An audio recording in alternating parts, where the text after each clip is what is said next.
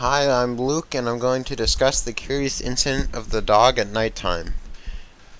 Curious Incident is primarily about its main character, Christopher, more specifically his investigation into the dog's death and finding the truth about his mother.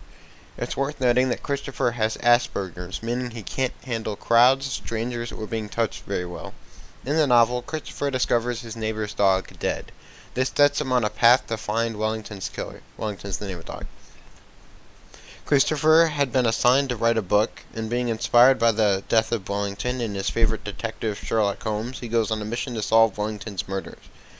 After knocking on a few doors in the neighborhood, Christopher talks with Miss Alexanders, who reveals that his mother had had an affair with the owner of the dog, Mr. Shears. It's also worth mentioning that his father had previously banned him from investigating this mystery.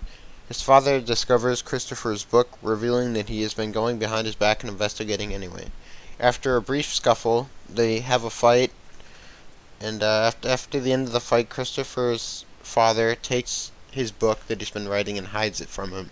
His father is sorry and takes him to go see a new zoo to apologize.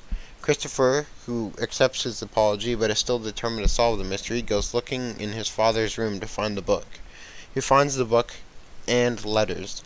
These letters revealed that his mother hadn't actually died years ago, but had left to be with her lover, Mr. Shears. His father comes clean and reveals that he is the one who killed Wellington. After finding out his father had kept this from him, he decides his best course of action would be to go to London to live with his mother. He manages to evade the police, attempting to return him to his father, and he takes the train all the way to London. Once at London, he walks the rest of the way to his mother's house. Mr. Shears and his mother have a bit of a falling out over Christopher living there. Mr. Shears just doesn't want him there, and his mother's not willing to compromise.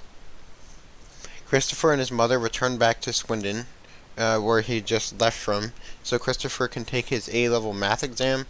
From what I understand, it's similar to like an AP or SAT exam here. He passes his test, and he and his father get back on sort of good terms. His parents have like a joint custody over him, and the book ends on a positive note, with Chris looking optimistically forward to his future.